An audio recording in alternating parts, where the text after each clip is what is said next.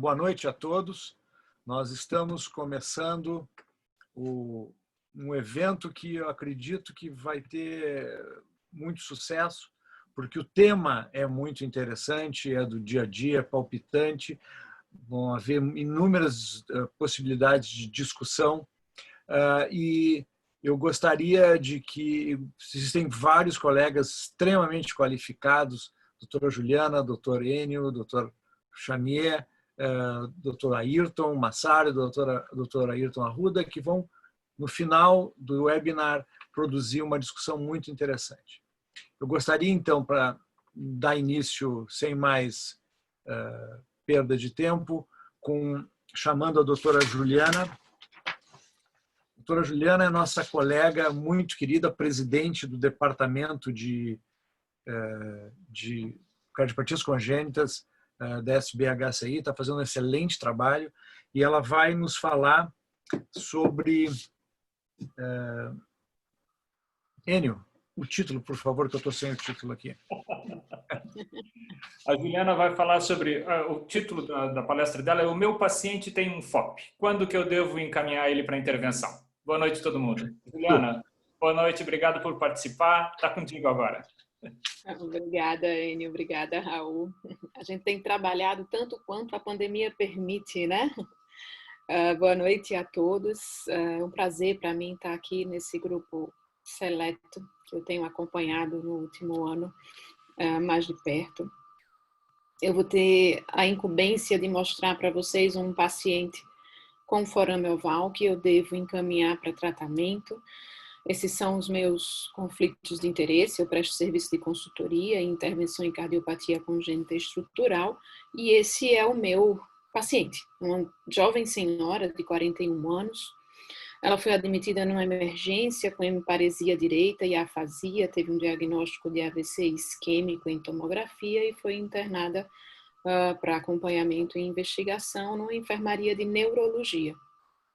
De antecedentes pessoais, ela tinha hipertensão leve, mais relacionada à ansiedade, não tinha outros fatores de risco, não tomava anticontraceptivos, tinha tido 2 gestações anteriores sem nenhuma intercorrência em nenhuma delas, não refere episódio anterior semelhante. Nesse internamento foi feita uma angiorressonância cervical e de crânio, que confirmou o diagnóstico de um AVC isquêmico em território de artéria cerebral média, não tinha alteração vascular nem intracraniana, nem cervical. De investigação ainda, ela tem um Doppler de carótidas normais, sorologias e provas de coagulação normais, um eco transtorácico e um eletrocardiograma normais, Doppler de membros inferiores sem nada para trombose. Ela se recuperou bem em poucos dias, mantendo uma hemiparesia e afasia leve, continuou em fisio e fonoterapia e teve alta desse internamento em uso de aspirina e atorvastatina. Até aqui, o cardiologista não entrou na investigação e é o que eu queria deixar de primeira mensagem, é que a oclusão do forame oval não é uma urgência, né? Ou sequer a investigação dele. Esse doente ele pode ir para casa, pode esperar, pode ser exaustivamente investigado antes de ter a indicação do forame fechado. Isso porque a gente sabe que o FOP ele é altamente prevalente na população adulta, mas naqueles que sofrem um AVC criptogênico, que é o AVC sem causa pelo menos detectada ou conhecida, ele ocorre em 40% a 50% dos pacientes. E que depois de um primeiro AVC criptogênico, o risco de recorrência ele é alto e aumenta com o passar dos anos. O eco transtorácico tem uma sensibilidade extremamente baixa para detectar o forame oval em adultos, pode ser aumentado com técnicas mais atuais, mas não é o exame de escolha para a investigação do forame oval. O eco transesofágico, sim, é o padrão ouro não invasivo, lógico que o principal é a gente cruzar esse forame oval, não deixa dúvida que ele existe, mas o transtorácico nos permite identificar o forame oval e suas características e principalmente quantificar o shunt e identificar os defeitos septais associados ou outros fatores de risco relacionados ao coração. O Doppler transcraniano não é uma realidade aqui, em Recife, pelo menos. nesse tipo de paciente, mas ele é mais sensível e mais específico para o diagnóstico de embolia cerebral, mas não define a fonte embólica ou o seu substrato anatômico. Então, tem usado mais como exame de triagem, por ser bem menos invasivo do que o transesofágico até, mas na detecção da embolia está indicado a investigação cardíaca com eco transesofágico. Esse é o transesofágico da nossa paciente, né? Chante espontâneo, e agora na manobra do Valsalva, uma passagem maciça de bolhas do átrio direito para o átrio esquerdo, o átrio direito bem contrastado de bolha, o que é o determinado, e no Valsalva a gente vê uma grande incursão da lâmina do forame oval. Juliana? Oi. Só para quem não está acostumado a ver a imagem, você pode só mostrar para nós, por favor, ali a passagem de bolhas para uma questão de... Então, aqui a gente vê bolha, desculpa, gente, átrio esquerdo, átrio direito totalmente preenchido por bolha. Ele vai recomeçar. E aqui, quando o átrio direito enche, a gente vê bolha no átrio esquerdo, nessa incursão maior que faz agora, é quando o paciente faz a manobra de Valsalva e a gente vê que aumenta a quantidade de bolha no momento da passagem. Agora. Tá? Então, esse é um teste de bolhas bem executado, um presente que a doutora Lúcia Salerno me deu há alguns anos atrás, na verdade. Posso continuar, Enio? Mas acho que deu para ver, né? Lógico, deu para ver sim, obrigado. Então, o fechamento do forame oval, eu vou só fazer um resuminho aqui. A gente sabe que ele reduz a incidência de recorrência, reduz o risco relativo de recorrência de forma significativa em relação ao tratamento percutâneo. Isso é ainda mais significativo em aneurisma do septo interatrial e na presença de grandes shunts, como é o caso da nossa paciente. Aqui, isso é só uma pincelada no RESPECT, isso vai ser discutido ao longo de todo o webinar, mas nesse estudo especificamente não houve uma incidência muito importante de fibrilação atrial com o uso da prótese Amplatzer, né? E ainda assim, mesmo uma doente típica desse tipo, o diagnóstico de acidente vascular relacionado ao forame oval, ele é de exclusão, e todas as possíveis causas de AVC devem ser procuradas exaustivamente e excluídas. Essa paciente também fez um Holter de 24 horas, que tinha um ritmo sinusal, sem nenhum episódio de arritmia, e a pergunta que me foi feita foi se devemos fechar esse forame oval. A minha resposta aqui é que sim, é uma paciente típica, esse é o paciente típico em que está indicado o fechamento do forame oval. Eu sei que a gente vai ter questionamentos sobre a procura exaustiva de arritmias, mas a gente está diante de uma paciente jovem, sem nenhum outro fator de risco, e acho que todos vão de convir que essa doente não é uma candidata à fibrilação atrial. Eu coloquei esse fluxograma aqui, que é de um artigo publicado no JACC em 2018, logo depois da saída dos trials, e faz uma revisão histórica bem detalhada do que levou, de toda a evolução para a gente tentar comprovar essa proteção que o fechamento promove, né? Então, basicamente, um paciente com idade biológica, e eu vou enfatizar aqui menor que 60 anos, biológica, porque a gente sabe que nem sempre a idade cronológica é compatível com a idade nossa biológica, né? Depende muito de fator de risco, de histórico familiar, de qualidade de vida. Com acidente vascular e forame oval, a gente deve sair excluindo etapa por etapa, exclui outras causas de AVC, exclui doenças sistêmicas não controladas, exclui fibrilação atrial, e aqui, idealmente, para esse autor, ele sugere uma monitorização de 30 dias. Não sei se isso é viável e deve ser extrapolado para todos os pacientes, mas é o que sugere.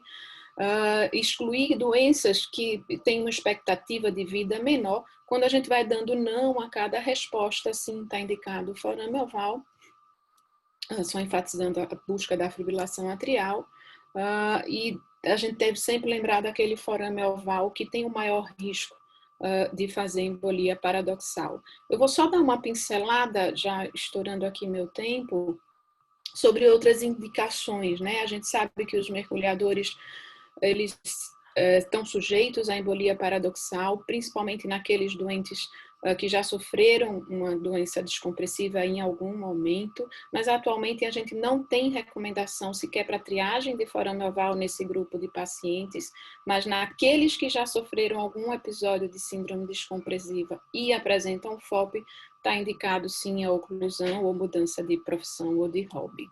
Na síndrome de plaque-pneu ortodeóxia também está indicada a oclusão, se forem excluídas outras causas. Na enxaqueca também é um assunto de grande polêmica, mas nós ainda não temos indicação para fechamento do forame oval exclusivamente para tratar a enxaqueca. Eu queria agradecer a todos mais uma atenção, aos organizadores mais uma vez pelo convite e ficaremos à disposição para a discussão.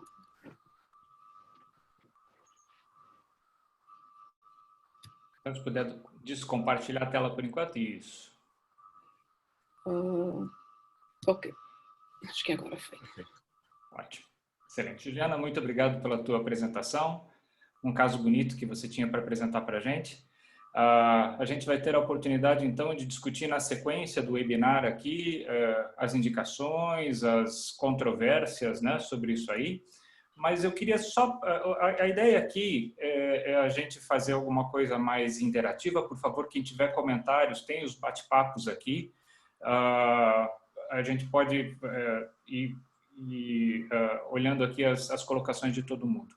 Na tua prática clínica, Juliana, quando você tem como é que você exclui que o paciente tem fibrilação atrial ou não tem fibrilação atrial para saber se a causa mais comum ali está presente ou não? O que você faz? Então, Enio, como eu comentei na apresentação, a gente tem que determinar, na minha opinião, primeiro os pacientes que estão em um maior risco para a fibrilação atrial, né?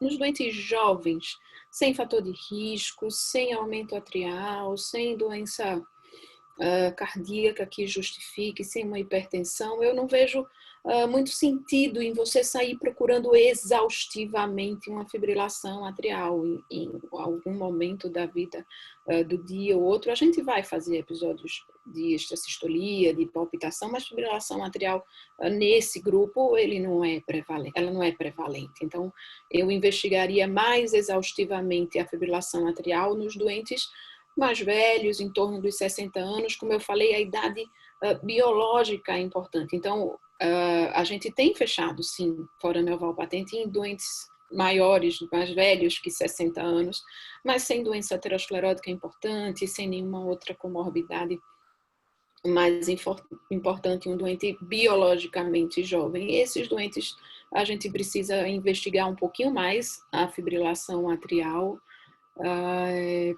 buscando um evento oculto, alguma coisa que a gente não permita. Na minha prática, a gente não tem os dispositivos de monitorização em longo prazo. O que eu tenho feito é repetido o Holter de 24 horas ou deixado um Holter por 3 dias para buscar algum evento. Tá, esse é o que eu tinha feito. Tá, só para não perder o gancho aqui, o Felipe Baldiceira, que é de Camboriú, amigo nosso, ele está perguntando se nesse mesmo caso que você apresentou, se o shunt fosse pequeno, não fosse grande, como foi mostrado no transesofágico, se isso ia modificar a tua indicação de fechamento ou não? Olha, sendo uma paciente jovem, eu acredito que eu levaria para a sala. A gente sabe que o shunt no transesofágico, esse foi muito bonito, mas depende de vários fatores. Às vezes o doente não tolera fazer o exame numa sedação muito superficial ou acordado, acaba fazendo o transesofágico muito sedado e a gente não consegue ter um valsalva eficaz. Então, com forame oval evidente, um doente que não se descobre um outro fator, eu tenho levado para a sala, repetido a bolha com o doente em sala, com valsalva feito pelo anestesista, né? Com o paciente entubado.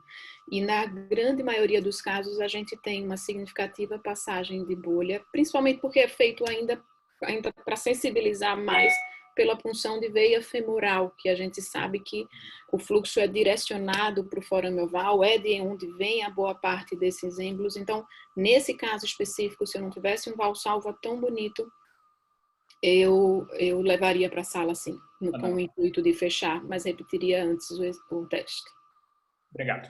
Bom, então vamos dar continuidade, isso a gente pode discutir na sequência, mas agora o Dr. Raul Rossi vai mostrar um caso clínico dele. O Dr. Raul é cardiologista intervencionista em cardiopatias congênitas, chefe de setor de cardiologia intervencionista do Instituto de Cardiologia do Rio Grande do Sul, fellow da SCAI, fellow da ESC e grandemente conhecido de todo mundo. Raul. Obrigado, Enio. Uma introdução dessas é só a partir de amigos mesmo, mas enfim, eu vou compartilhar a minha tela porque vocês estão vendo? Sim, estamos sim, só tem que pôr tela cheia. Então tá. Eu gostaria, o caso clínico que a Ju mostrou é absolutamente o padrão do padrão, né? É aquele caso, a Ju pegou a dedo, porque a gente tem pouca dúvida para indicar fechamento nesses pacientes. Esse caso vai se prestar, eu escolhi também a dedo para se prestar ao debate. Peço, por favor, que vocês que estão as minhas conflitos de interesse. Hoje nós temos algumas, os doutores Ayrton vão discutir o que existe de guidelines, quer dizer, de recomendações, porque ninguém teve coragem ainda de escrever um guideline. Essa é dos cardiologistas europeus. E o meu caso, peço que vocês se deem conta que ele foi feito em 2009. E tem uma razão para apresentar esse caso.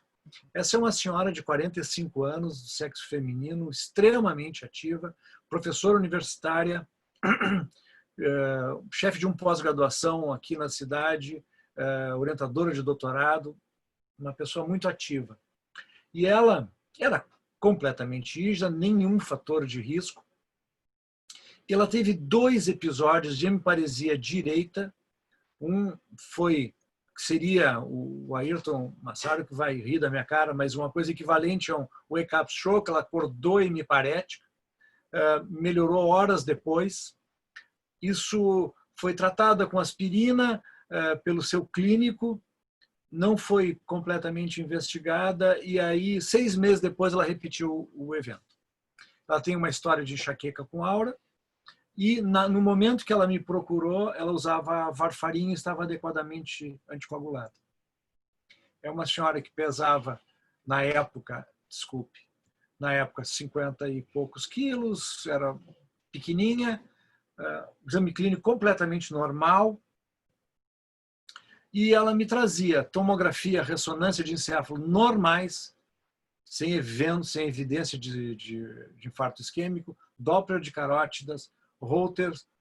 Ela fez 2 Holters no intervalo de questão de alguns meses. Doppler transcraniano na época não foi realizado, era 2009, não esqueço. Provas de trombofilia negativas, isso foi antes da anticoagulação, e o ecocardiograma transofágico, que era esse aqui. Um ecocardiograma transofágico, vocês podem ver, sem injeção de contraste, passagem moderada de fluxo, septo hipermóvel com padrão tipo túnel e com uma prega de Eustáquio bem significativa. Essa senhora veio para a discussão, para ouvir a minha opinião, e baseado nessas todas as informações que eu dei para vocês, a primeira pergunta é: existem evidências para indicar a oclusão de foramen oval em pacientes com AIT? Mesmo após um segundo evento? A outra pergunta, o fato de ser um AIT, mas recorrente e com forame oval do tipo, entre aspas, de alto risco, faz pender a balança na hora da indicação? E caso não fosse indicado tratamento oclusivo, que remédios vocês usariam? Se podemos discutir, vamos só terminar o caso. Eu, pessoalmente, indiquei a oclusão porque tratava-se de uma senhora jovem, muito ativa, com 2 eventos extremamente preocupantes para ela, que, embora não tenham deixado evidências na neuroimagem, eu achei, com um forame oval de alto risco de recorrência, eu achei que era no melhor interesse dela ocluir.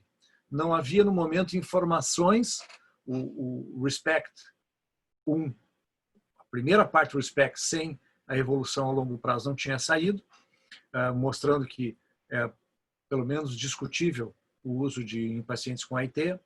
E eu escolhi, na época, o dispositivo de Amplatzer, que era o que eu usava na época, o dispositivo padrão 23, 25 milímetros, que tinha, na época, em princípio, a melhor evidência disponível. Para quem não se lembra do Amplatzer, para quem usa, hoje existem inúmeros dispositivos no mercado. Esse foi o primeiro dispositivo a ser usado internacionalmente. Como todos os dispositivos de duplo disco, uma malha de nitinol de 5 milésimos de polegada, poliéster no interior. Hoje eles existe um revestimento proprietário chamado entalho no exterior da malha, que dá uma coloração azulada e que, teoricamente, reduz a liberação de níquel no paciente. Será que isso é significativo ou não? Não sei. Existem vários tamanhos. O escolhido foi o 18, o 25, a prótese 25, na realidade tem o disco do lado esquerdo de 18 milímetros. Esse é o procedimento. Abertura do disco esquerdo, rapidamente encaixado o disco direito, mordendo bem. Acho que isso é um aspecto técnico significativo. Às vezes, tu aumenta o tamanho do dispositivo, porque essa mordida do dispositivo no septum secundum é fundamental para evitar que a gente perca contato e o dispositivo fique no túnel. Ele não vai embolizar, mas com shunt residual significativo e às vezes difícil de tratar. Aqui o dispositivo sendo liberado, bem aposto, sem impingir muito intensamente na aorta. Caso padrão, PAI-PUM, 10 minutos. Quais são as coisas que eu acho que, então, vamos continuar a discutir, né? Será que hoje, naquela época, nós não tínhamos as informações sobre a validade de tratar esses pacientes com AIT? Eu tenho dúvidas se a gente não deve tratá-los.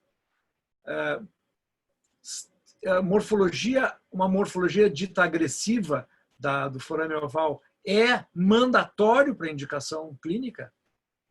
E como medir a magnitude, contar bolha, desculpe, para mim é o olhômetro isso. Talvez a melhor coisa seja o Doppler transcraniano mesmo, que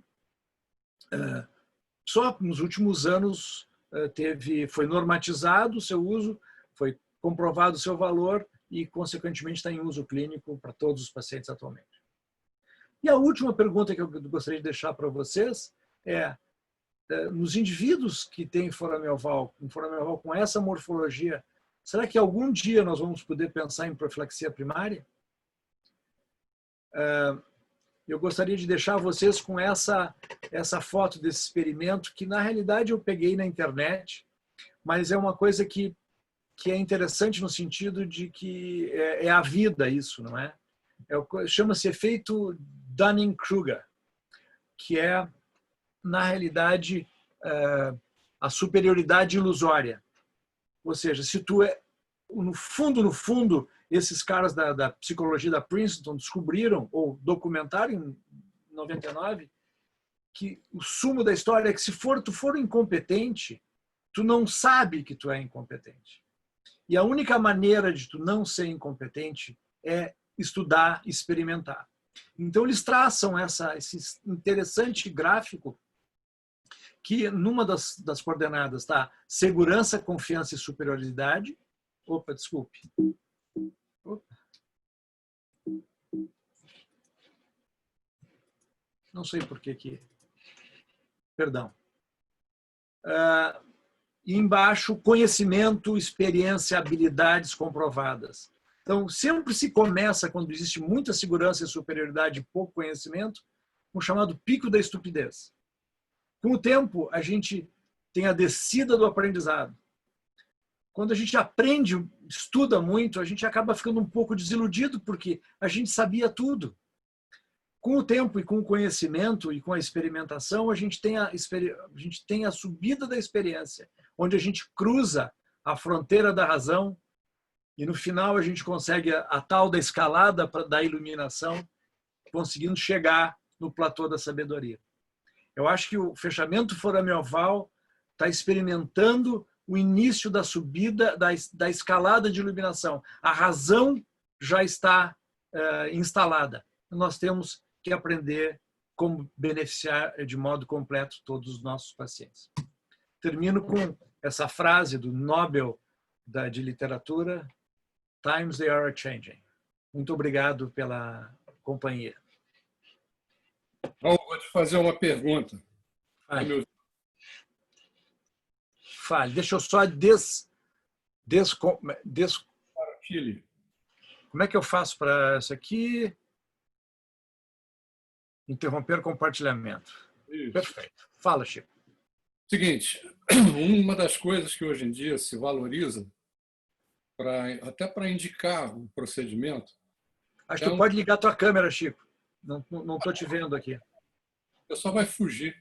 Perfeito.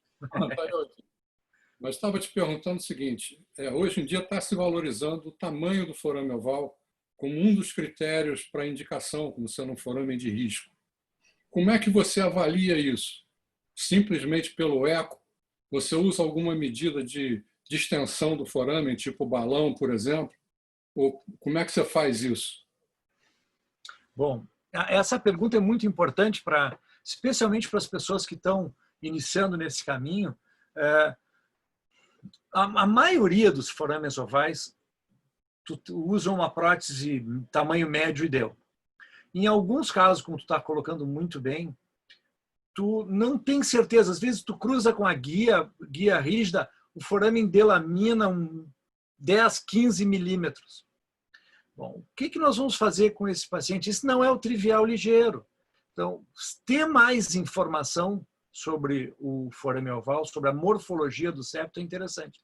E o campeão disso, que também é o campeão de fazer transesofágico sem anestesia geral, é o Horst-Siedler, que em todos os pacientes ele usa balão, ele investiga o septo com balão, ele tenta medir a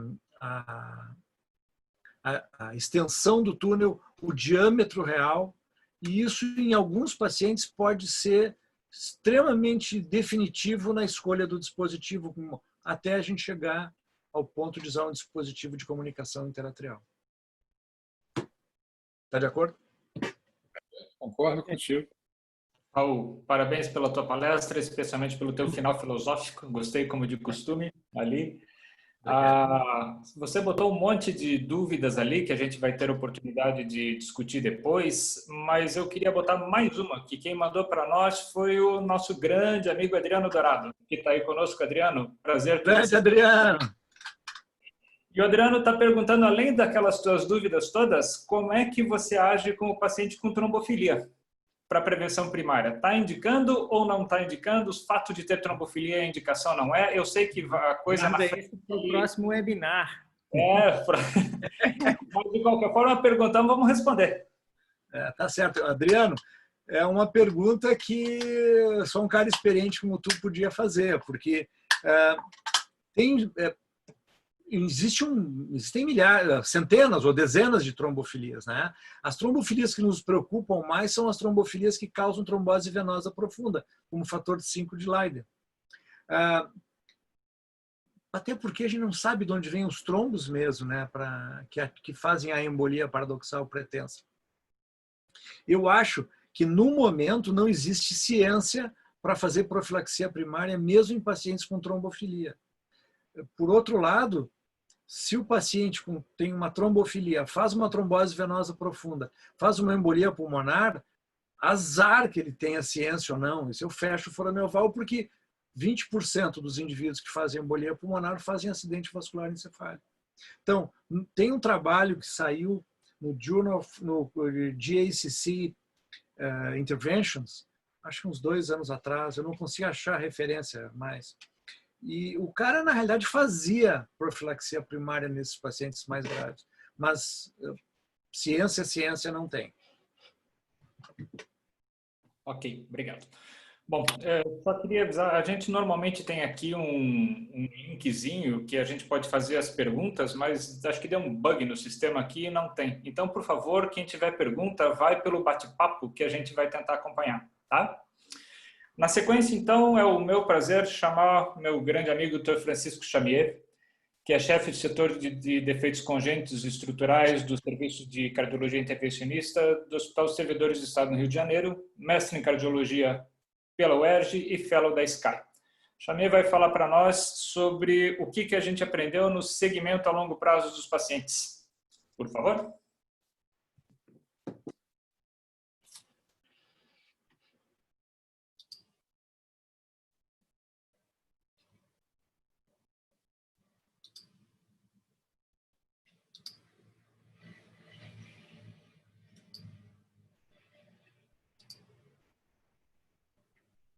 Cara, eu não estou conseguindo compartilhar a minha tela aqui, não.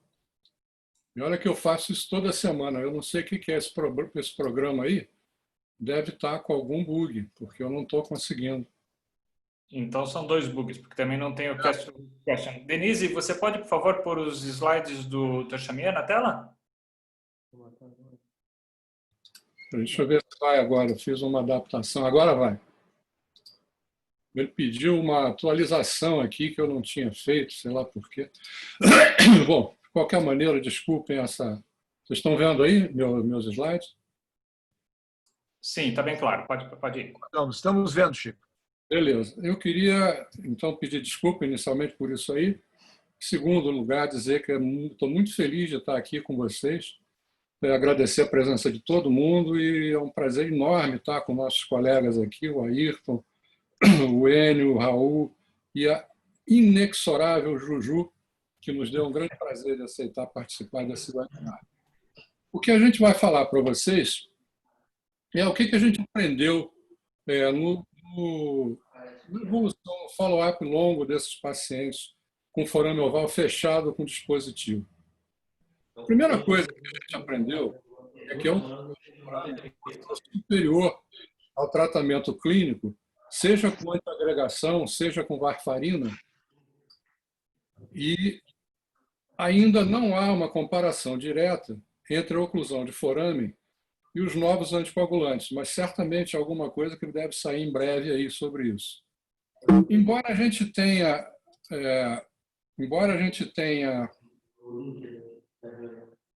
vários estudos observacionais com um número suficiente de pacientes, a gente não tinha uma evidência clara com um tipo de trial controlado, randomizado. A gente não tinha isso. Os primeiros trials que apareceram, vocês todos sabem, deram resultado insatisfatórios, foram não superiores, não inferiores, melhor dizendo. E aí, apesar desse grande número de trabalhos, ficou essa história no limbo, todo mundo discutindo indicação de fazer ou não, até que saíram os trials mais modernos agora, dos quais esse que eu vou mostrar para vocês é um que foi feito em 2013, e o interessante é que ele foi um dos que deu não inferioridade naquela época, num follow-up curto.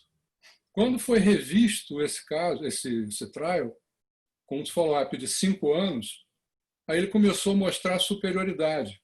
Então, vocês veem aqui que foi randomizado 1 para 1. O grupo da oclusão do forame foi com oclusão com a prótese de Amplatzer.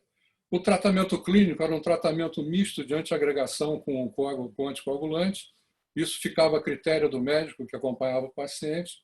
O segmento médio foi de 5,9 anos e alguns pacientes teve uma perda de segmentos de 20,8 e 33,3 no tratamento clínico, que houve algum crossover entre esses dois grupos.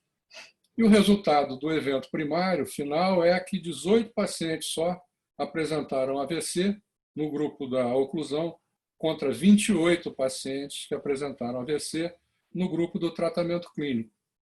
E o número de eventos adversos num grupo e no outro não foi significativo.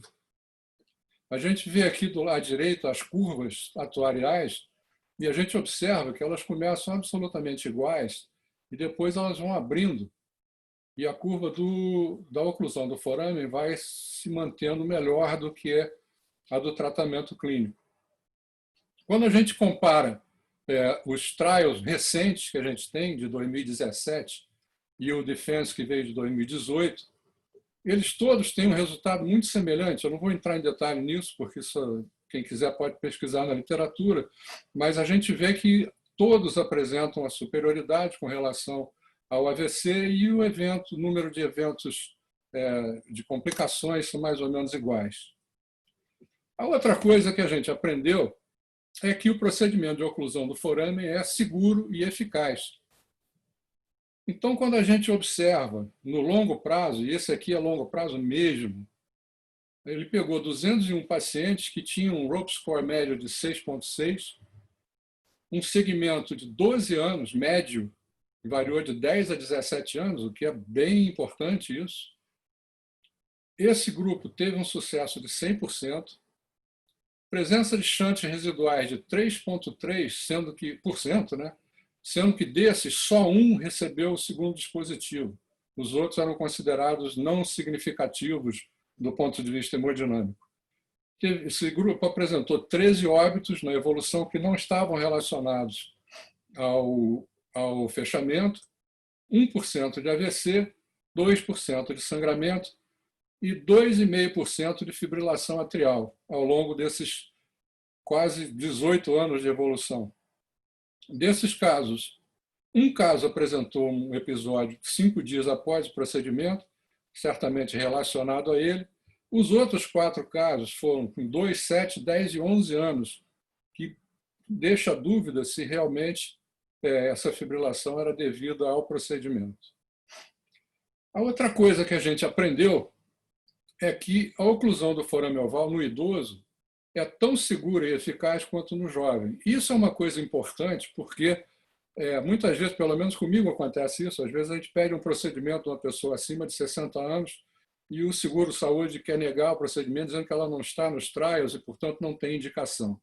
Isso não é verdade. O que acontece é que quando os trials foram feitos, se procurou colocar nesses trials o grupo de pacientes que mais se beneficiaria da oclusão, ou seja, aqueles pacientes sem complicações associadas, sem outros critérios de desenvolvimento de AVC, e por isso foi selecionada uma faixa etária que vai de 18 aos 60 anos, o que não quer dizer que pacientes abaixo de 18 não possam fazer um AVC por conta de um forame oval e nem aqueles acima de 60 possam fazer por conta de um forame oval. É óbvio, a Juliana falou isso é muito importante, e eu vou reforçar aqui, é importantíssimo, principalmente nesses mais idosos, você afastar todas as outras causas possíveis de AVC. Esse trabalho aqui é um trabalho com N pequeno, os pacientes, a idade média foi 75 anos, um segmento de 2 a 5 anos, o procedimento teve sucesso em 100%, a maioria desses pacientes apresentou AVC múltiplo, que foi essa a indicação do procedimento, e 57,1% deles tinham aneurisma de septo atrial. E aqui vocês veem que 0 de evento paradoxal e 0 de AIT no follow-up desses pacientes. A outra coisa, isso eu acho que é essencial para a nossa discussão aqui, é que a gente aprendeu que nem todo forame é culpado. Existem alguns forames ovais que são patogênicos e existem muitos forames ovais que são incidentais. E aquele doente que faz um AVC por uma hipertensão arterial, por exemplo, quando você vai investigar, ele tem um forame oval. Obviamente, não foi o forame que provocou isso. Existem algumas coisas que a gente pode usar para ajudar a fazer esse diagnóstico. E uma delas, todo mundo conhece isso também, é o ROPE score. É um ROPE score, ele atribui a vários itens que seriam causas outras possíveis de AVC e a idade. E nesse grupo aqui, nesse score, Os pacientes que têm um número maior são aqueles em que a probabilidade desse AVC ter sido provocado por um forame oval é maior também. Quanto menor o índice dele, porque eles vão dar pontos negativos aqui, né? Quanto menor o índice, maior é a chance desse AVC não ser provocado por um forame oval. Uma outra coisa que é interessante também, hoje em dia mudou um pouco a nomenclatura, talvez o Ayrton Massaro possa falar isso para a gente. Existe uma entidade que hoje é chamada de AVC relacionado a forame oval, PFO-related stroke.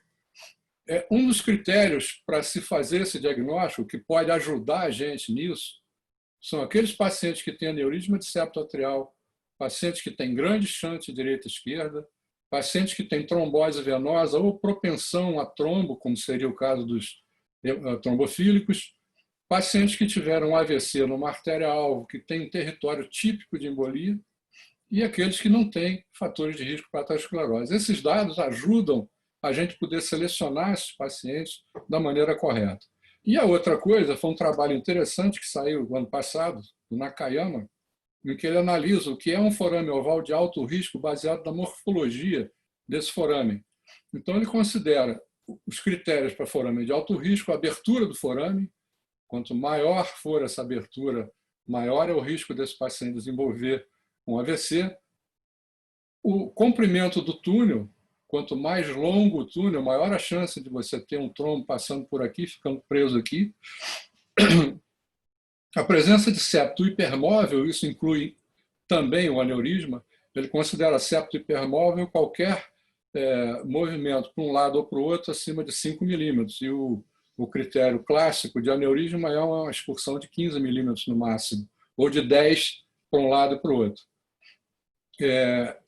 A outra coisa seria a presença de válvula de Eustáquio importante, rede de Chiari, um shunt importante ao teste de bolhas, como vocês veem aqui.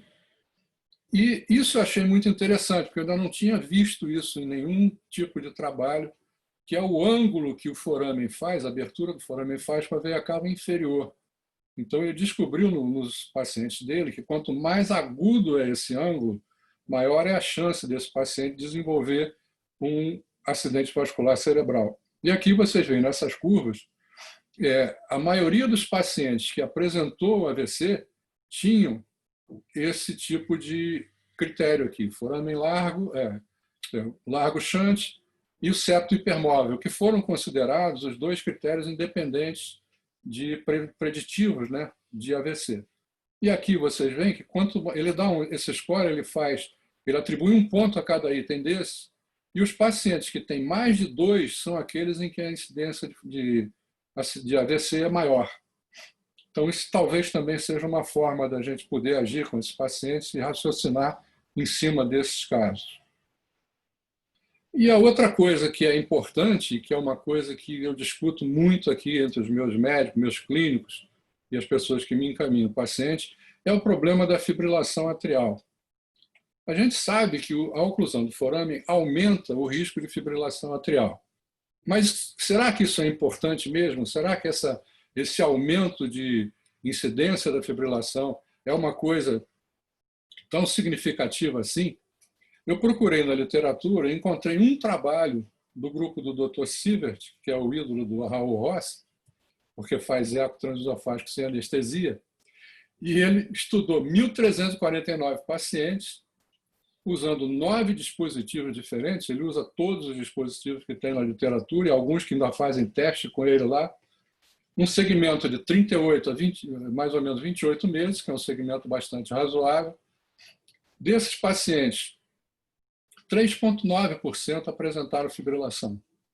E ele percebeu que ela ocorre mais nos pacientes idosos. Pacientes que tinham fibrilação atrial eram os que tinham mais de 50 anos.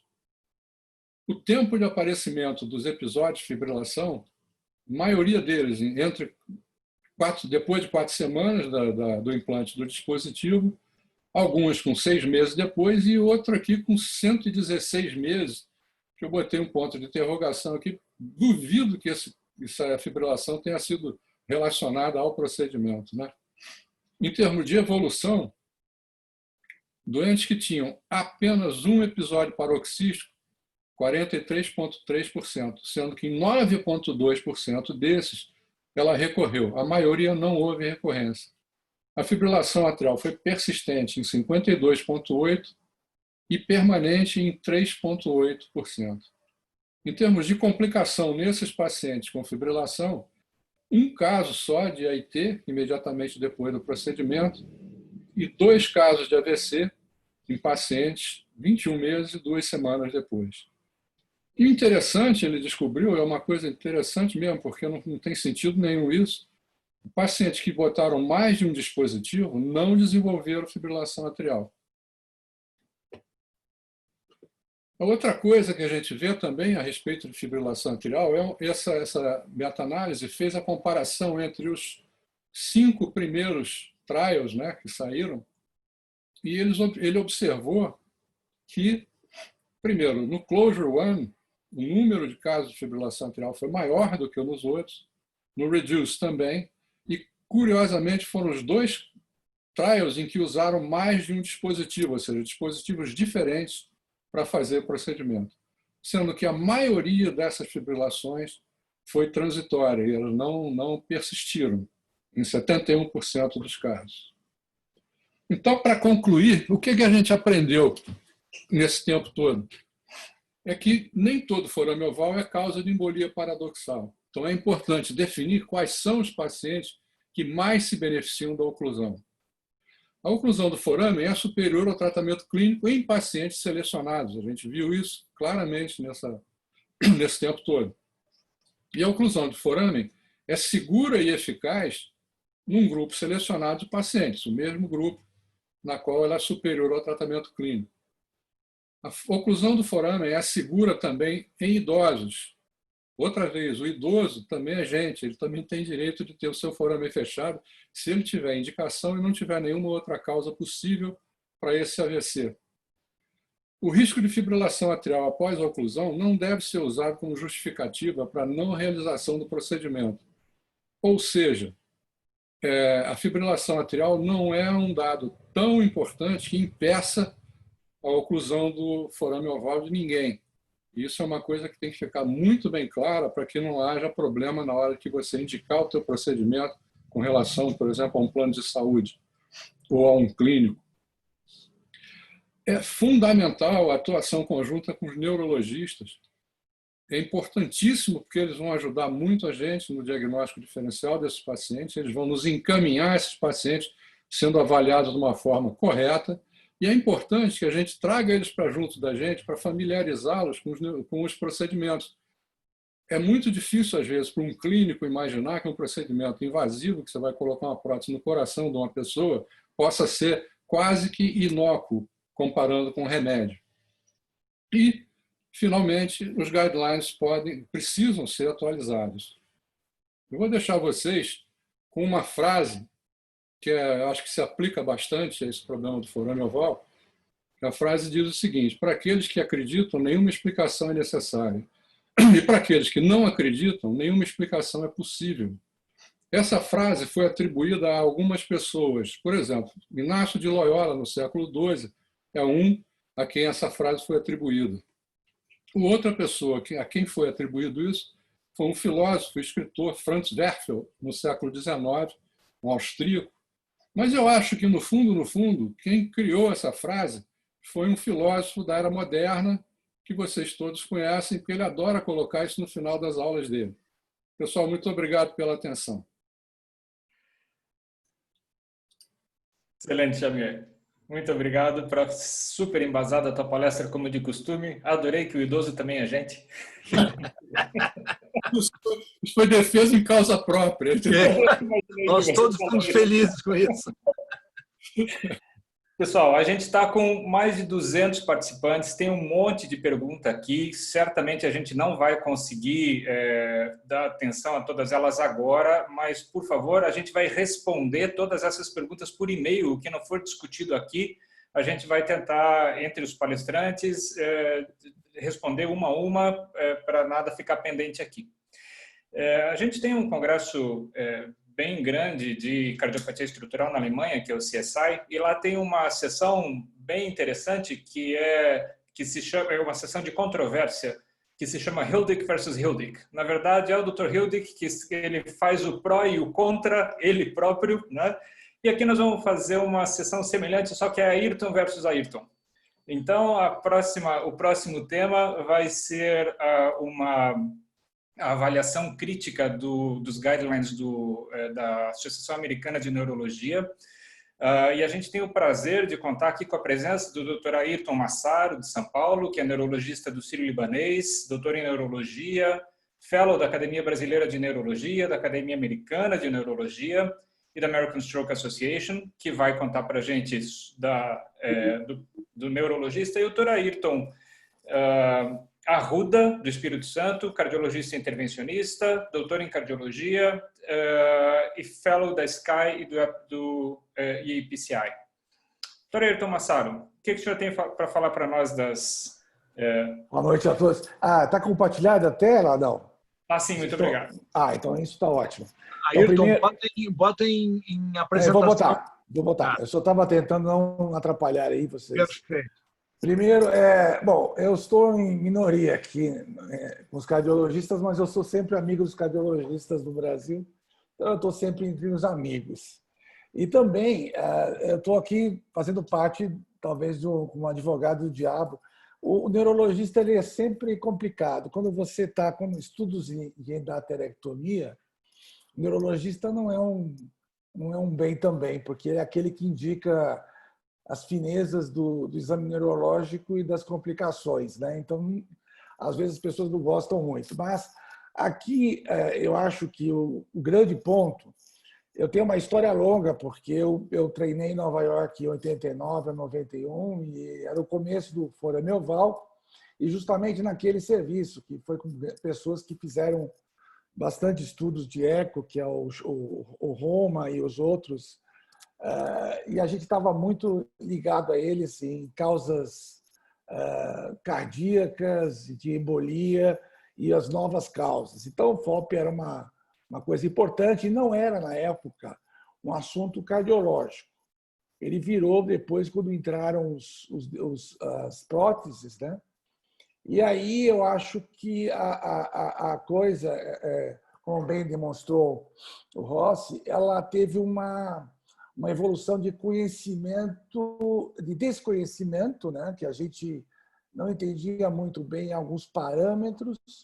E, ao mesmo tempo, a década de 90 foi uma década nos Estados Unidos, uma década do cérebro, e houve um aumento fantástico das novos métodos diagnósticos, né? A ressonância, lembra, no Brasil começamos em 86, 87 no Einstein, a primeira ressonância. Então, houve, nesta época, a ressonância, a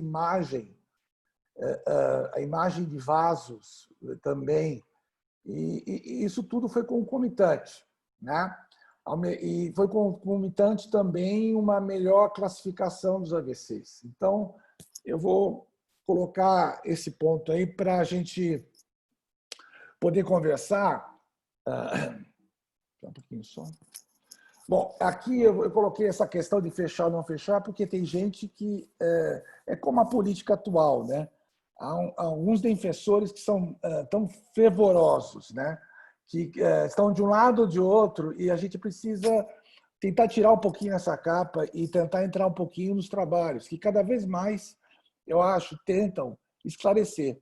Porque, na realidade, nós estamos tratando de um número particular e pequeno, não tão grande, mas existente, de AVCs, se você for colocar no universo global. O importante é a gente selecioná-los de uma maneira correta, que o risco e benefício, que é óbvio que isso é o básico do tratamento médico, o benefício se sobrepuja sobre os riscos. Apesar dos riscos serem menores, a população que nós estamos tratando geralmente é uma população mais jovem, com longo tempo de vida, e onde esta fineza do diagnóstico e da esclarecimento do evento é extremamente importante pela recorrência que nós estamos. Um erro entre um forame oval, que tem uma recorrência menor, de uma doença de carótida não vista, em ter uma recorrência maior, coloca esse paciente no risco de recorrência muito alto nos primeiros anos. Então, a minha colocação vai ser sobre especificamente para o a nova avaliação dos guidelines da Academia Americana de Neurologia. Havia um guideline muito duro, prévio, né? Esse é uma das pessoas que eu trabalhei, o Shun, e o Scott Kasner é um neurologista, esse é um cardiologista que faz essa parte. O Scott é um neurologista envolvido recentemente num desses grandes estudos e um dos grandes médicos envolvidos em guidelines de vascular, tanto pela American Heart Stroke Association como a academia, né? Então, houve uma modificação. Vamos ver o que eles colocaram. Primeiro ponto deve-se garantir uma avaliação minuciosa para descartar mecanismos alternativos de acidente vascular cerebral isquêmico, como foi realizado, principalmente nos últimos ensaios que foram mais positivos. Nível B, e aí já foi falado aqui, essa avaliação minuciosa. E o que é a avaliação minuciosa, a gente vai discutir a seguir. Depois, um ponto importante, também foi falado pelo Rossi, é a questão do fechamento e o ataque isquêmico transitório. Bom, quando eu tive em Lexington em 2018, faz tempo já, eu estava com um outro assistente, estava colocando pacientes em um estudo de fechamento de FOP. E colocou um paciente com ataque isquêmico transitório que não era, a meu ver, um quadro de AVC. Mas ele achou que aquele quadro de vertigem era um quadro que poderia colocar. Esse é o grande problema do ataque isquêmico transitório. Ele depende da história clínica. Uma excelente história clínica pode te levar a um quadro focal.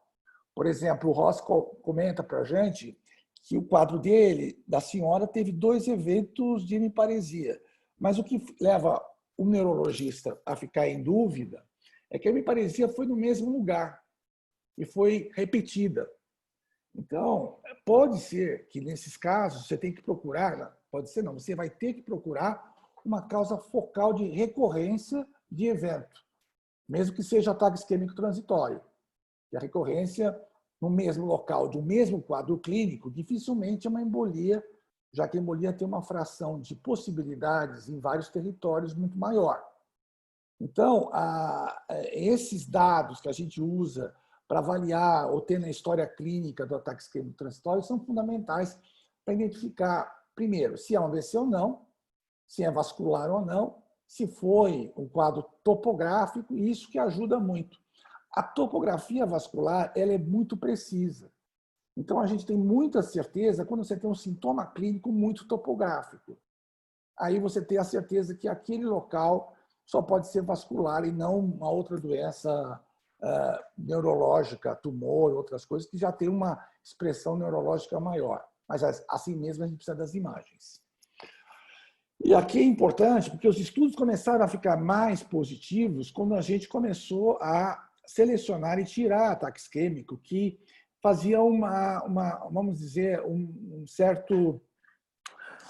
uma certa distúrbio nos resultados, né? E outra coisa, colocar ataque isquêmico como evento, desfecho, nenhum estudo neurológico coloca, porque é um dado também pouco claro e pouco definitivo. O que é prevenir um ataque isquêmico? O importante é prevenir um AVC. Isso foi muito discutido e é muito discutido em endarterectomia, por exemplo. Então, eu acho que ataque isquêmico transitório, a não ser que você esteja numa situação muitíssimo particular, e aqui eu coloco isso como fora, não deve ser um quadro que deva ser incluído. Porém, tem um ponto muito interessante que os médicos precisam saber. Muitos pacientes que têm uma recuperação rápida do evento, se você for atendê-lo e fizer uma ressonância, a ressonância com a difusão tiver um marcador positivo, você está falando de um ataque isquêmico que está tendo um marcador positivo, na realidade é um AVC. Mas o paciente se recuperou totalmente. Este paciente não é um ataque isquêmico, esse paciente é um AVC.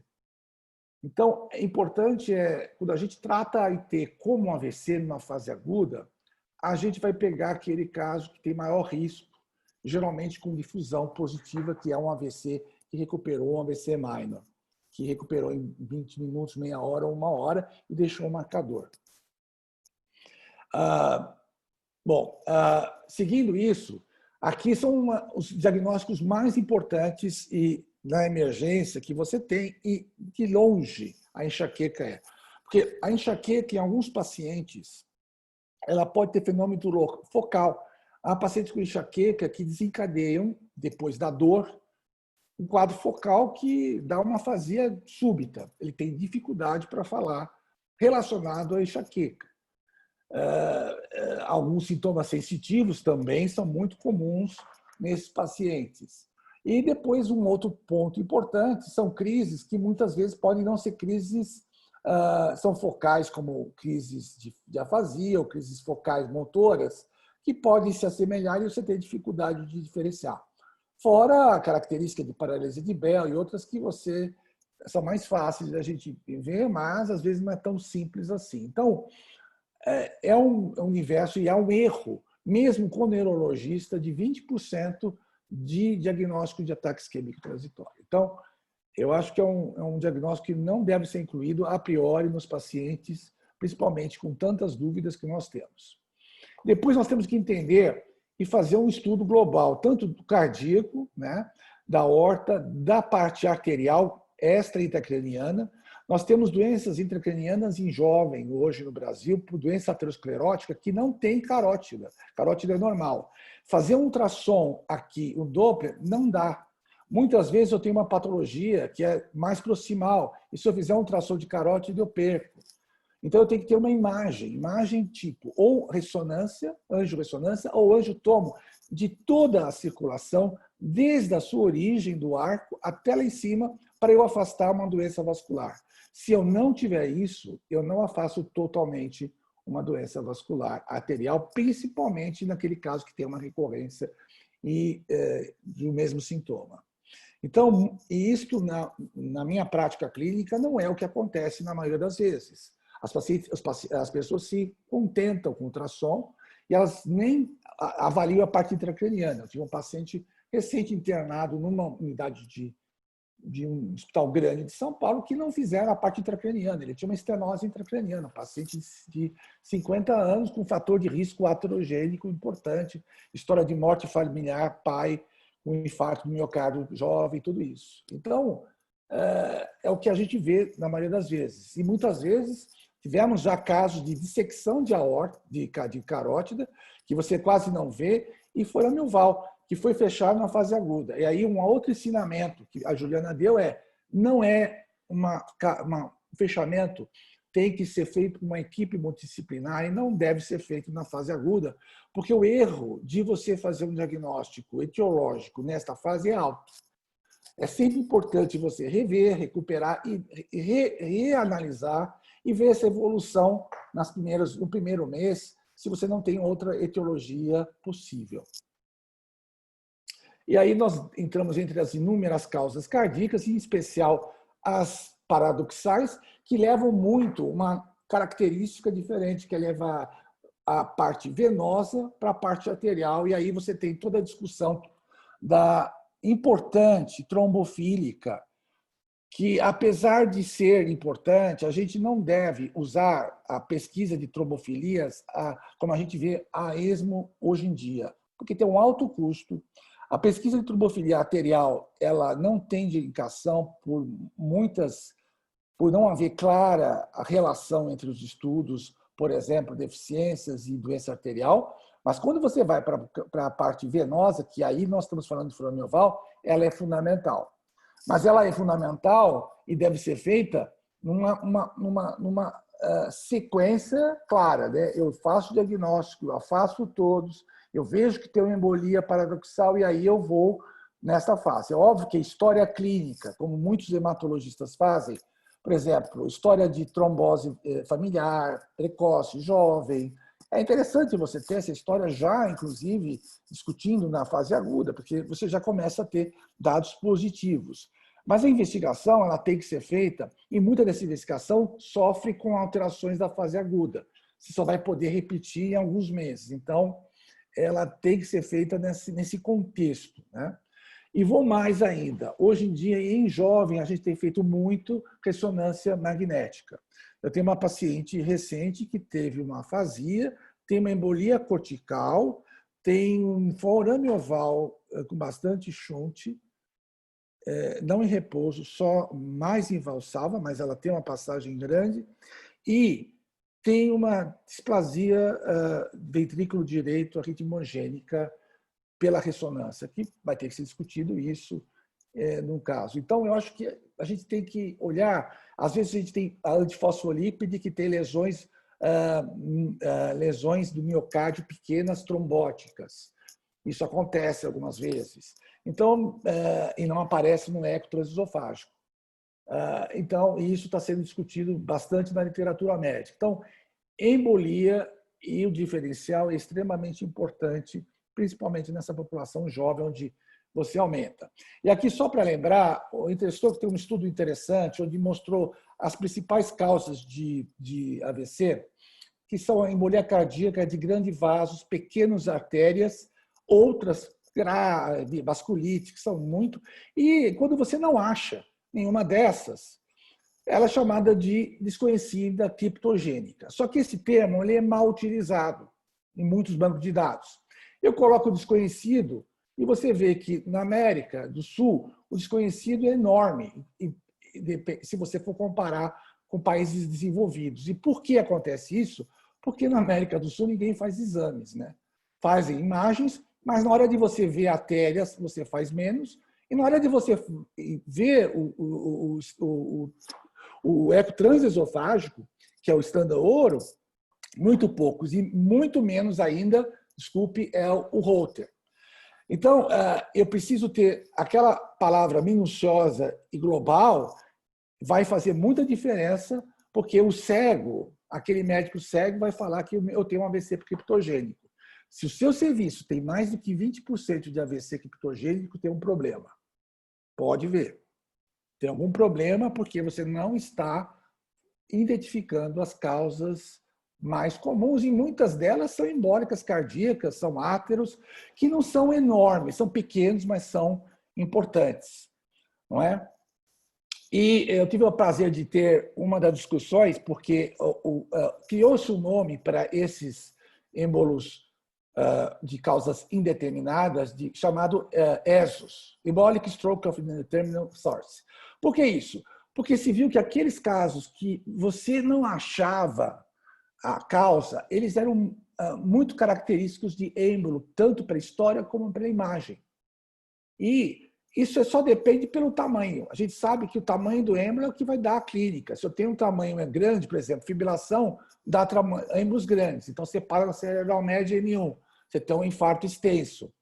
Muitas vezes o FOP tem êmbolos pequenos que vão parar lá no final da circulação. São infartos mais corticais. E muitas vezes difíceis de você. E eles tiveram assim uma arrogância, vamos dizer assim, aqueles foram arrogantes, quem fez esse diagnóstico, quem embolou esse termo, de achar que forame oval não tinha problema, que eu precisava só fazer um eco transtorácico e nem mesmo um eco transesofágico. E aqui foi um trabalho que mostrou a importância do eco transesofágico nesses pacientes, porque muitos deles tinham endocardite e outras coisas. E a gente teve essa possibilidade. E lembrar que esses são casos que são embolia, são muito frequentes em pacientes jovens, e aí a relação do FOP ela é muito grande. O Francisco mostrou esse trabalho, que tem várias pessoas, e um grande neurovascular, que é o Dr. Geoffrey Saver, que está em alguns estudos, mas é um dos maiores estudiosos de AVC na fase aguda. E é muito interessante porque ele colocou o que a gente foi falando. O FOP ele veio crescendo com as classificações que foram se aperfeiçoando.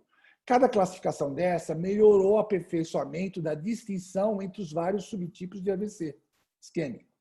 E ajudou a quem utiliza a separar. E aqui nós vemos a concomitante o que vem acontecendo com os estudos de FOP.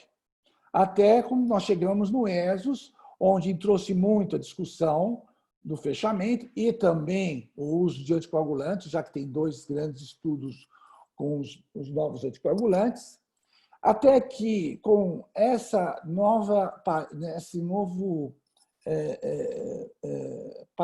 nova guideline da Academia Americana, aceita-se agora o termo de falar PFO Associated Stroke, quer dizer, é um AVC associado a stroke desde que eu tenha as características que foram utilizadas nos estudos que foram positivos, que foram os mais recentes.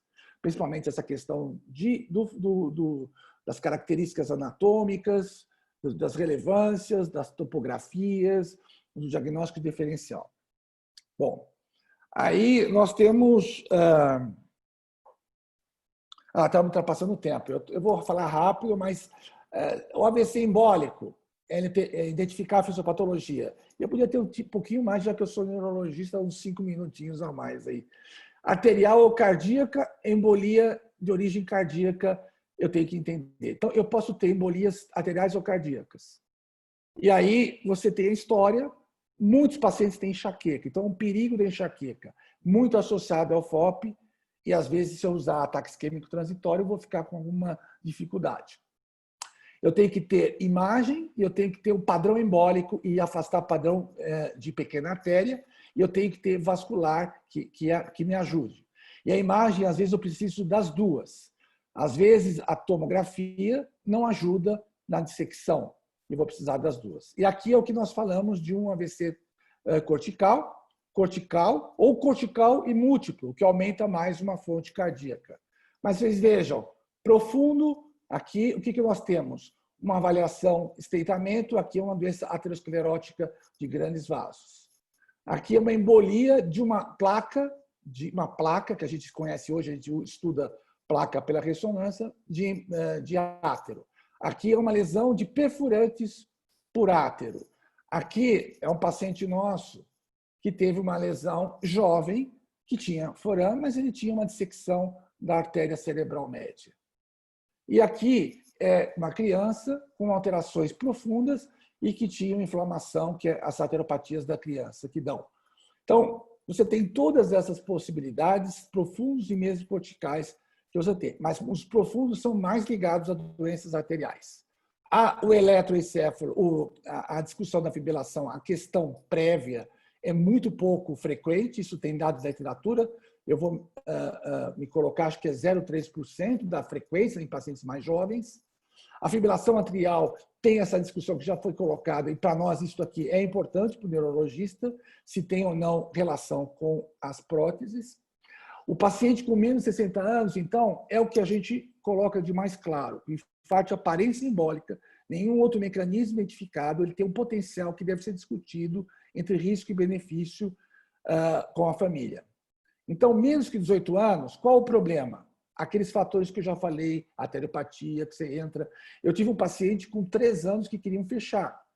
Ele tinha uma cerebral média, ele tinha uma doença de dissecção em 3 anos de idade. Então, são pacientes perigosos. Agora, eu tenho pacientes de 17 ou 16 anos com FOP. Eu tenho que essa é uma data limítrofe.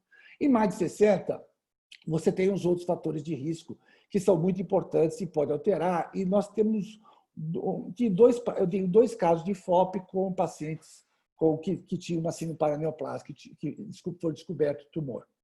E só para lembrar, alguns estudos que mostram que a recorrência em jovens de FOP, com FOP e de idoso, ela é maior em idoso, o que deve mostrar que, na realidade, nós temos outras causas concomitantes. Então, essa questão do fechamento pode ser oferecido, mas você entra num cenário muito complexo. A presença do shunt de alta condutância, o que também foi falado, ela é importante. Foi discutido a questão cardíaca e o Doppler transcraniano, né? O Doppler transcraniano talvez seja mais... ele quantifica as bolhas, mas se discute muito quais são os parâmetros cardíacos, seu tamanho e outros. Mas nos estudos, isso foi importante, aqueles que foram detectados como alto risco. Eu queria só deixar claro, a Viviane Zétola e o Marcos e outros fizeram um consenso da América Latina do doplo transcraniano e como deve ser utilizado. Aqui é um shunt, né, de cortina, esse paciente tem uma passagem grande. Há técnicas, por exemplo, se eu fizer do lado direito da mão esquerda, eu tenho diferenças, depende da chegada. Então, quem faz é importante. E o eco transesofágico, ele é padrão ouro, mas é padrão ouro na mão ouro. Uma mão que não seja ouro não é padrão ouro. A gente já viu vários erros de identificações positivas ou negativas, né? E a outra coisa é a questão do septo atrial, que deve ser discutida, talvez, em grupo. O grupo francês coloca que é mais ou tão importante, junto com um grande FOP, a presença do aneurisma. E o grupo, o guideline, não leva isso tanto em consideração. Então, tem umas diferenças. E não leva em consideração o que foi falado aqui. Outras discussões, como túnel, como as redes de Chiari, válvula de Eustáquio.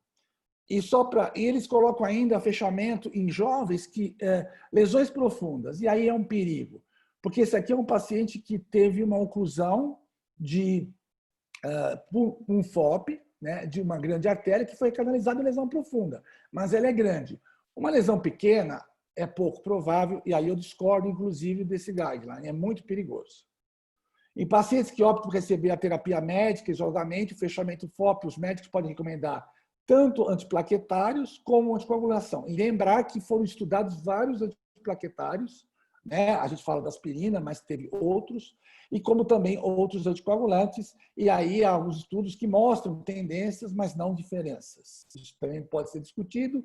A questão de pacientes que são candidatos e a questão da hipercoagulabilidade, a questão da trombose venosa profunda, a questão de usar, por exemplo, manter esses pacientes com antiagregante pós-tratamento, né? Aqui estão alguns estudos favorecendo isso, a questão de você achar trombose venosa ou mesmo embolia pulmonar é baixa, isso com venografia, e principalmente se você fizer numa fase mais precoce.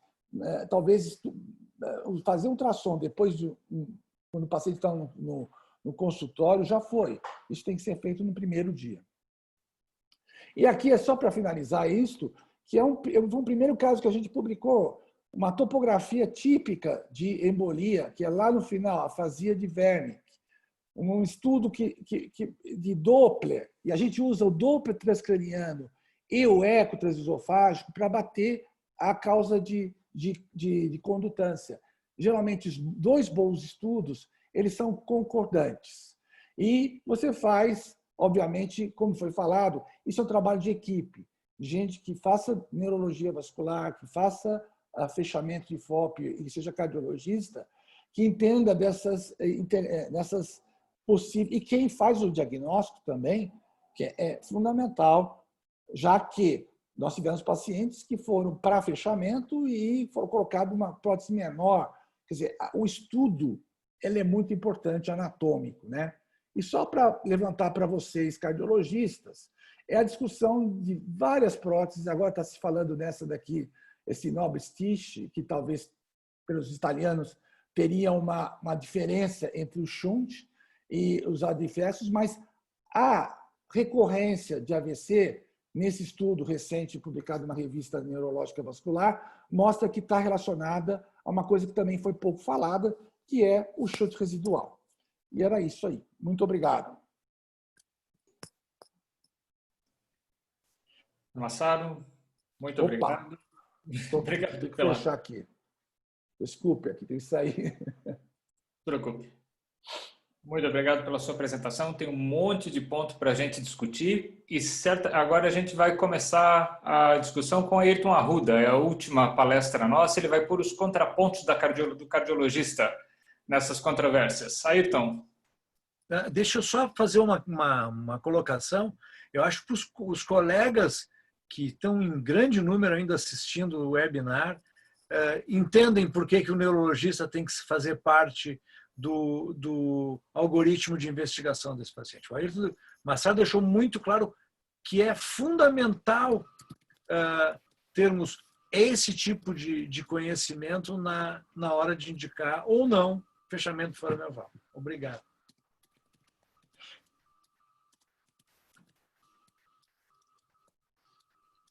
Bem, acho que todos me escutam, o slide está aí presente. Tudo bem? Boa noite a todos. Enio, pode continuar? Sim? Sim, sim. Perfeito.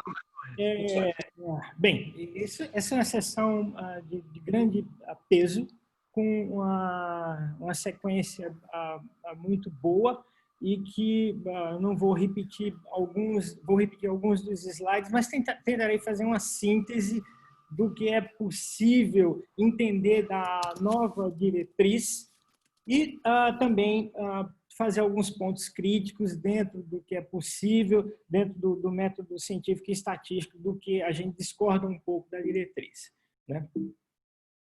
Em primeiro lugar, essa é uma diretriz que atualiza aquela que tinha em 2016 e que a gente acha que é um evento espetacular, um avanço espetacular. Em 2016, tinha uma questão central, né? Pacientes com FOP que tiveram um AIT, e aqui tinha AIT, ou AVC isquêmico criptogênico, o fechamento do FOP reduz a recorrência do AVC quando comparado com a terapia medicamentosa? Essa era a questão central. Naquela época, nós tínhamos disponíveis o Closure Trial, o PC e o Respect Trial, e estava surgindo o Rope Score, mas em termos de trial, esses eram os três que se basearam para aquela análise da diretriz. E, apesar de muito aguardado, como teríamos algum avanço no reconhecimento do FOP como tratamento do AVC, o que ficou dito naquela época é igual que se fala hoje para a cloroquina na Covid. Não se devia oferecer rotineiramente o fechamento do FOP a pacientes com AVC criptogênico fora do cenário da pesquisa, do ambiente da pesquisa. Havia uma exceção que era praticamente humanitária. Aqueles pacientes que, mesmo com medicamento, seja antiplaquetário ou anticoagulante, recidivava, você poderia oferecer o Amplatz PFO device. Bem, veio a diretriz de 2020, que além desses trials do Closure, do PC, do Respect, incluiu também o Reduce, o Close Trial e o Respect, no termo follow-up, que foi muito bem dissecado aí pelo Chico, e logo na sequência o Defense PFO. Na mesma época foi aprovado pelo FDA Amplatz, e também agora foi recentemente aprovado nessa época, nesse bojo da liberação desse guideline. Pois bem, aqui cabe uma primeira análise de como pensa quem faz uma diretriz. Eles classificam os estudos baseados em classe, e é diferente daquilo que a gente vê na cardiologia. Eles seguem o mesmo algoritmo do grupo de epidemiologista, que é diferente do algoritmo do Cochrane, né? Então, eles colocam os estudos em classe 1, 2 ou 3. Classe 1 é aquele estudo randomizado de grande peso, com um grande número de pacientes e que praticamente não tem bias, ou seja, mascarado. É feito com duplo cego. Daí, os estudos que são incorporados nessa diretriz, eles classificam como classe 2. São randomizados, mas não foram cegos, não tem mascaramento. Então, o potencial de bias não é tão pequeno. Entrou o Closure, o PC, Respect, Reduce, Close, como classe 2. E o Defense PFO, que é um trial extremamente importante para a gente, ele foi colocado como classe 3, ou seja, tem um peso menor nessa amostragem por conta do número de pacientes, que é pequeno, apesar dos resultados serem exuberantes, sem ensaio interrompido por sucesso. Mas eles foram muito honestos. O Closure Trial traz uma prótese que não é mais usada, daí eles fazem análise com o Closure e sem o Closure Trial, que eu acho que é bastante honesto do ponto de vista metodológico, né? A pergunta central é a mesma de 2016, só que eles retiraram o AIT, agora é AVC. Será que beneficia o paciente fechando um FOP? Eu reduzo a recorrência de AVC em comparação com a terapia medicamentosa? E aqui está a síntese da resposta deles ou das conclusões. Em pacientes com AVC criptogênico e FOP, o fechamento percutâneo desse pode reduzir o risco de recorrência de AVC com uma hazard ratio de 0,41, ou seja, a redução de risco relativa é de 59% e redução de risco absoluto de 3,4% em 5 anos. Eles deram como classe 2, um benefício moderado, com NNT de 29, né? Para isso, eles usaram 4 estudos de classe 2. Também usaram esses mesmos estudos para dizer que, provavelmente, isso está associado a uma taxa de complicação periférica de 3,9%. Ou seja, periprocedimento de 3,9%. Se você colocar sem analisar isso, já vai ver, eu complico mais do que eu dou bom resultado. Mas que complicação é essa? Vamos ver rapidamente na sequência. E do outro lado, eles também colocam que o fechamento do FOP está associado ao desenvolvimento de fibrilação atrial não periprocedimento grave. Ora, será que é grave mesmo? Com risco relativo de 2,72. É quase 3 a 4 vezes mais do que os doentes que não fecham. Quando a gente analisa a recorrência do AVC por uma meta-análise diferente, mas por um dos autores da diretriz, que é do Saver, também publicado no JAMA, na sequência a mesma meta-análise, o que a gente observa, mesmo utilizando o Closure Trial, o impacto na redução é de 70%. E se eu usar as próteses de duplo disco predominante, que foi o PC Respect Closure Reduced Defense PFO, eu aumento essa proteção para 80%. Ou seja, isso talvez desse um peso diferente para esse guideline. Isso numa meta-análise que foi anualizado esses pacientes num total de 13.850 pacientes ano, né? O que nós teríamos, então, é que a recidiva ou a recorrência do AVC naqueles que fecharam é de 0,3% por ano e naqueles que ficaram só em medicação é 4 vezes maior e a redução de risco absoluto é de 4,5%, não 3,4%. Então, são alguns ajustes que a diretriz precisava focar para ser mais precisa.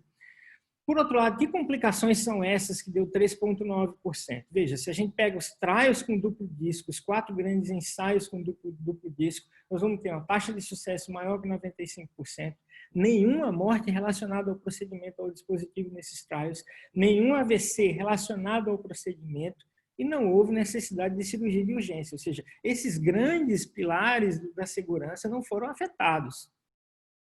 E quantas complicações periprocedimentos que eles colocam como grave? Quando a gente busca nos trials, tem hemorragia no sítio de punção ou reto peritoneal de 1%, veja, isso é um sítio venoso, não é comum esse tipo de complicação. Tamponamento pericárdio aconteceu em 0,1% ou 0,2%, provavelmente por erosão do teto do átrio esquerdo. E perfuração cardíaca por manipulação, 0,06%, que é muito baixa. Aqui existe uma confusão, que foi feita essa pergunta hoje para o David Teller. Fibrilação atrial, 3,2% como periprocedimento. Ora, existe uma clara confusão do que é periprocedimento e do que é pós ou não periprocedimento, e as duas coisas estão misturadas. A fibrilação atrial, o que é periprocedimento? É aquilo que ocorre dentro do hospital, que eu preciso modificar minha terapêutica medicamentosa ou intervencionista para corrigir o problema. A fibrilação atrial normalmente ocorre 4 a 6 semanas depois. Então, ela não seria periprocedimento, né? E quando a gente analisa essa fibrilação atrial não periprocedimento, que é de 3,2% aí encontrada, mas a gente trazendo para uma faixa anualizada e que analisando somente quando tem duplo disco, nos trials isolados não existe diferença estatística, e quando se faz o pool de trials, mesmo incluindo o closure trial ou excluindo, isso não tem significado estatístico quando a gente faz com taxa anualizada. De outra forma, e que o guideline aceita, nós temos 0,39% por ano de ocorrência de fibrilação atrial após o fechamento do FOP, versus 0,26 no grupo que ficou em tratamento medicamentoso. Isso não teve significância estatística, mas é um dado que preocupa e não podemos ser tão xiitas assim para ir atrás da estatística até nisso, quando a gente vê claramente que aumenta, mas não de maneira tão significativa. Mas aumenta como? Aproximadamente 3/4 dessas fibrilações atriais são transitórias. É um episódio paroxístico único, resolvido espontaneamente com medicamento e alguns até com cardioversão, que é mais controverso, já que é um mecanismo inflamatório, né? Outra coisa, ele faz FA após FOP, ele recorre ao AVC, qual é a chance dele fazer AVC nessa FA transitória? 0,2%, apenas 5 pacientes dos ensaios clínicos randomizados fizeram FA e isso foi convertido em acidente vascular cerebral recorrente, né? E a maioria dos pacientes não sequer exigiu anticoagulante. Isso no close trial, dos poucos que fizeram, 70% descontinuou o anticoagulante após a FA e não teve recorrência de AVC. Então, é um evento que não é tão maligno assim. E, quase que finalizando, os pacientes que estão sendo considerados para o fechamento do FOP, já foi falado exaustivamente, a gente tem que pôr o neurologista para excluir doença cerebrovascular e outras causas, às vezes o arritmologista para excluir FA. E aqui cabe um ponto. Recentemente, o guideline de arritmologistas americanos coloca que acima de 40 anos eu deveria fazer um holter mais prolongado, usar 30 dias pelo menos. Aqui nós fazemos holter de 7 dias para baixo de 55 anos e sem fator de risco. Acima de 55 anos e com fator de risco, a gente usa um holter mais prolongado. Ou pede para monitorar durante 30 dias. Raramente a gente precisa usar dispositivo implantável nessa faixa etária que tem uma incidência de FA muito baixa, né? Bem, quando se acha um mecanismo que não é o FOP, doença de carótida, etc., não se fere, mesmo que tenha o FOP, deixa o FOP quieto e trata o outro mecanismo, né? Um outro dado que ele coloca é, temos que ser muito sinceros com o paciente. O FOP é comum, ocorre em 1 em 4 adultos e muitas vezes é difícil determinar com certeza o que causou o FOP. Mas eles admitem que em paciente selecionado, o FOP reduz o risco de recorrência. Rapidamente, aqui eu vi algo que é mais interessante de todos. A gente tem o HOPE score, que é um dado de semiótica, e que eles acoplaram com um dado ecocardiográfico para mostrar um pouco mais de certeza. Então, se eu tenho trombo in situ, independente se é HOPE score baixo ou alto, isso é um dado definitivo que é FOP. Se eu tenho trombose venosa profunda e, concomitantemente, eu tenho um FOP com aneurisma de septo largo shunt, mesmo se o HOPE for baixo é provável, mas se o HOPE score for alto, tem que é altamente provável. E veja, só uma situação é que ele é pouco provável, tá? É quando você tem um shunt pequeno, sem aneurisma de septo e com HOPE score muito baixo, isso aí é improvável. Os outros passam a ser possível, provável, ou seja, é possível acoplar elementos anatômicos com HOPE score e mostrar, de certa forma, se aquilo é proveniente ou não do FOP. Com relação a shunt, já foi falado, o shunt tem impacto segundo a diretriz, isso foi análise do REDUCE nos pacientes que têm moderado shunt do RESPECT. Eles têm um benefício, mas, curiosamente, na meta-análise deles, o aneurisma de septo não tinha impacto. Ou não faria diferença, o que foge completamente ao conhecimento vigente que nós temos, que o aneurisma de septo ajuda a direcionar o conteúdo microembólico, né? A recomendação principal, e que é o statement, que eu acho que é a grande evolução, que era daquilo que era proibitivo, na diretriz de 2020, em pacientes com menos de 60 anos de idade, a idade fica para discussão, com FOP e um AVC, onde nenhum outro mecanismo de AVC foi identificado, pode ser recomendado o fechamento percutâneo do FOP, após uma discussão sobre potenciais benefícios, como foi falado, e riscos, complicações periprocedimentos que não são tão altas e fibrilação atrial. Claro, seleção cuidadosa dos pacientes, envolvendo principalmente o neurologista, em especial aquele que tenha conhecimento em doença cerebrovascular e com cardiologista intervencionista com grande experiência ou estruturalista, não dispensando de forma nenhuma o cardiografista, hematologista, o arritmologista, o cardiologista clínico e o anestesiologista. É o brain team, como está em moda, para a gente tomar a melhor decisão.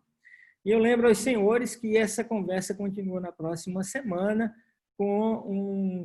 pensando além da bula, né? Falando achados incidentais no atomo e ressonância quando indicar oclusão do FOP para tratar enxaqueca refratária, e o Raul volta também para falar de indicação do FOP, se já existe indicação para prevenção primária de eventos embólicos paradoxais. Obrigado aos senhores. Vamos parar o compartilhamento. Enio? Excelente, Ailton. Muitíssimo obrigado. Como de costume, uma excelente palestra. Veja, a gente tem muitas perguntas, tem muita coisa para discutir aqui, mas a gente já está com 1h30 de simpósio aqui. Eu gostaria de fazer uma pergunta bem redirecionada para o Dr. Massaro. Dr. Massaro, as recomendações anteriores dos guidelines de neurologia era classe 3 para fechamento do FOP, né? Agora, apesar dessas diretrizes novas serem cautelosas, vamos dizer assim, já eu vejo com bons olhos, quer dizer, mudou um pouco o enfoque para neurologista. Qual é exatamente o impacto que o senhor acha que esses guidelines vai ter na comunidade neurológica? Porque a gente sabe que tem muito neurologista que é contra, né? Isso vai mudar de fato, não? Qual é a sua opinião? Assim, eu acho o seguinte... Por favor, vocês habilitem o vídeo, por gentileza. Ayrton e Enio. O meu vídeo está aberto, não tá? Eu também. Eu não estou vendo vocês. Tá bem, eu estou ouvindo, já é suficiente. Está aberto, né, o meu. Eu acho o seguinte, eu sempre falo, eu desde o começo eu tive a mesma sensação do forame oval, nada desses estudos me mudaram. Nada. Assim, o forame oval, como algumas doenças neurológicas que são complexas em AVC. Uma delas é o forame oval, outra é a dissecção arterial. Qual é o problema? O N que você tem não é muito grande e ele é difuso. E você tem uma variabilidade de condições. Aí você vai ter uma variabilidade de tipo assim, de quem faz o eco, quem vai fazer a imagem, quem é o cardiologista também, quem é o neurologista. Então você tem, por isso que eu falei, se você não tiver um time para avaliar esses pacientes, eu acho que vai ser pior. E aí o neurologista se sente inseguro. Principalmente, tem duas coisas. Para nós, assim, uma prótese dentro de indivíduo jovem. Você não vai colocar uma prótese de indivíduo jovem por colocar, sem saber por quê. Tudo bem que você tem uma complicação baixa, você tem uma coisa... Já foi colocado prótese em pacientes que não tinham FOP e foram fechados. Mas, assim, o neurologista ele é muito criterioso nisso e eu acho que as novas próteses que vocês estão tendo, que vão vir por aí, vão ajudar a gente a ser um pouco menos crítico em algumas situações, que é o fechamento. A segunda coisa, então, é fechar por fechar e qual é o risco desse paciente. Você imagina que o paciente não tem nada, tem uma complicação. Tudo bem que a complicação é baixa. As complicações que eu achei no estudo, no guidelines, eu achei um pouco elevadas o que eles colocaram. Dá medo quando você faz as coisas e quando você vai ver os trabalhos e outros, você vê que não é tão assim nessa colocação, porque você coloca complicações, fibrilação atrial e benefício junto, você quase não vê isso em algumas horas quando eles vão discutindo. Isso foi o Ayrton Arruda discutiu bem isso, eu acho que é muito importante. Então, eu acho que o neurologista selecionando o paciente, ele tendo segurança que o endovascular ou cardiologista intervencionista tem uma mão muito boa para isso, que não deixe resíduo grande, que feche esse FOP, que tenha uma baixa índice de coisa, eu acho que vai ficar melhor, entendeu? Essa coisa. O que não pode acontecer é uma pessoa que faz 2 ou 3 procedimentos por ano, está próximo do neurologista e falar, olha, eu vou fechar isso, sabe? É um FOP. O neurologista, então eu acho que também depende da sociedade de vocês otimizar isso, né? Em termos dos grupos que fazem, ver o risco que tem e mostrando isso, que deixará o neurologista mais tranquilo. E vocês vão ter a contrapartida do neurologista indicando também, não é qualquer neurologista, eu sou crítico, que tem que indicar o paciente correto e tem que saber que aquele paciente tem um benefício. Mas não vão ser todos, né? A gente tem que tomar cuidado. A gente vai ter muitos pacientes que vai ficar na dúvida. Eu trabalho muito com pedra, eu tenho uma facilidade grande. Ele mesmo já acha que esse caso está estranho aí, quando fala. Eu acho que esse é o grande ponto, porque há muitos erros na identificação, por exemplo, no diagnóstico de FOP, eu acho. Alguns ecocardiogramas saem com diagnósticos estranhos. Então, a gente precisa melhorar. Não os ecocardiogramas de quem está fazendo o procedimento, que é um ecocardiograma muito mais qualificado, que a gente vê anatômico, bem perfeito. Então, eu acho que o FOP é para pessoa adulta. É um cardiologista intervencionista que tem a coisa e para o neurologista que tem. Não é uma coisa fácil. Eu acho que é isso. Eu não sei se eu estou tentando colocar isso, porque o neurologista tem muito medo, é exatamente isso. Como o cardiologista também acha que o neurologista não quer fechar, porque ele não quer fechar. Eu acho que a gente tem que melhorar e formar grupo. É o Heart and Brain grupo. A gente está falando bastante em coisa. Eu acho que a cardiologia, a neuro, esses casos são típicos. Você tem que ter um grupo discutindo. Tem um serviço como o de vocês, grande, e que tem que ter um neurologista, porque você vai acertando essas discussões e vai vendo até que esse guideline tem algumas coisas que eu discordo também. Né? Eu acho que ele está até bom para alguns lados que eu não faria, por exemplo. Há mais de 60 anos eu tenho sérias, pode ser, está certo. Tem paciente? Tem, mas é uma área movediça. A gente tem que trabalhar na área bem clara, que ainda eu vejo no meu consultório uma discussão grande, que é aquele paciente jovem, né, que tem um evento claro, que foi comentado aqui. As pessoas têm que falar, isso aqui está no guideline, está escrito, né? Tá bem documentado, está bem feito o exame e vai para um profissional que sabe fazer. Aí eu acho perfeito. Acho que nós vamos conseguir chegar num acordo, a neurologia e a cardiologia, com certeza. Bom, gostaria de concluir, eu agradeço a todos os colegas que abrilhantaram esse webinar, nós estamos bem adiantados da hora. Eu agradeço ainda aos 130 participantes que continuam nos assistindo, mesmo depois de um tempo prolongado, embora extremamente frutífero em relação às palestras.